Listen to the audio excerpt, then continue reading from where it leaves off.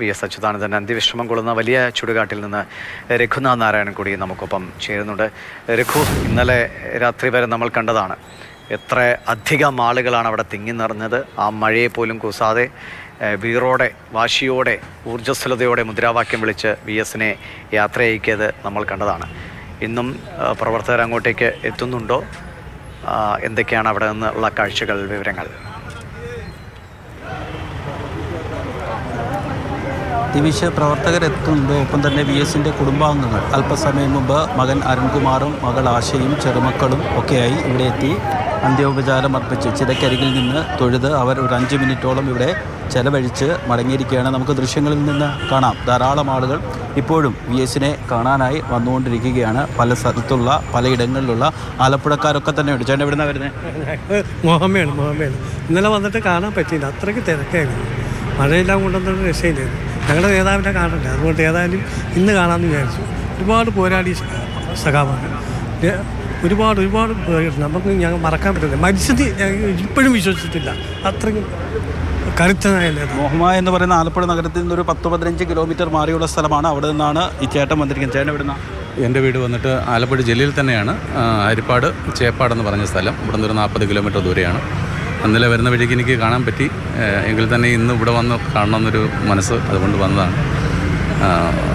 പാവപ്പെട്ട ജനങ്ങൾക്ക് വേണ്ടിയിട്ട് നല്ല രീതിയിൽ സമരം നടത്തിയ സമര നേതാവ്, അദ്ദേഹത്തിന് അവസാന നിമിഷത്തിലെങ്കിലും നമുക്ക് കാണാൻ പറ്റി.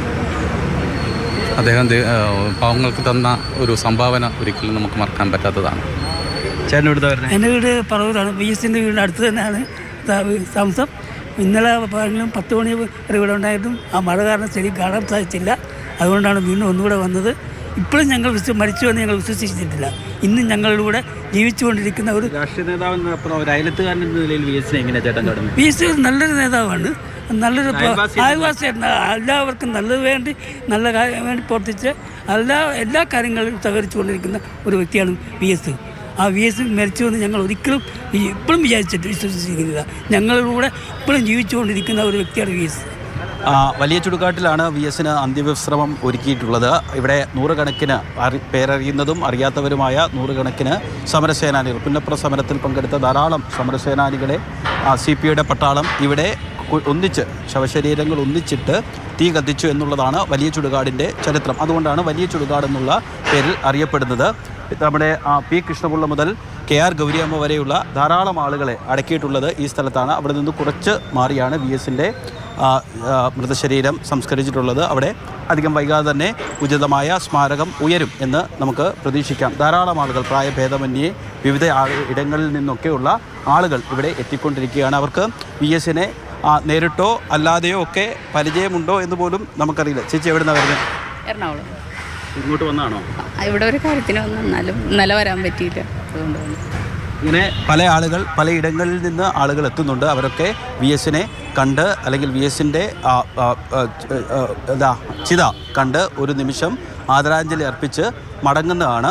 എന്തായാലും കുറച്ച് ദിവസം എങ്കിലും ആളുകളിങ്ങനെ, നമ്മൾ സാധാരണ നിലയിൽ നമ്മളുടെയൊക്കെ വീടുകളിലൊക്കെ ഒരു മരണമുണ്ടായാൽ നമ്മളുടെ അടുപ്പക്കാരും സ്വന്തക്കാരുമൊക്കെ അന്ന് വരാൻ പറ്റാത്ത ആളുകളൊക്കെ വന്ന് മടങ്ങുന്നത് നമ്മൾ കണ്ടിട്ടുണ്ട്. അതേപോലെ നമ്മുടെ വീട്ടിലെ ഒരു കാർണവർ മരിച്ചതുപോലെ, നമ്മളുടെ വളരെ വേണ്ടപ്പെട്ട ഒരാൾ മരിച്ചതുപോലെയൊക്കെയാണ് നമുക്ക് ആ ബസ് പോകുന്നത് കാണാം. ഒരു സൂപ്പർ ഫാസ്റ്റ് ബസ് പോവുകയാണ്. ആളുകളെല്ലാം ഇങ്ങോട്ട് നോക്കിയാണ് പോകുന്നത്. കയ്യിലൊരു മൊബൈലൊക്കെ ഉണ്ട്. പോകുന്ന വഴിക്ക് ഒന്ന് കാണുകയും ഒരു ഫോട്ടോയും എടുത്തൊക്കെ ആളുകളങ്ങനെ ഈ പുന്നപ്ര വലിയ ചുടുകാട് വഴി ആളുകളിങ്ങനെ പോയിക്കൊണ്ടിരിക്കുകയാണ്.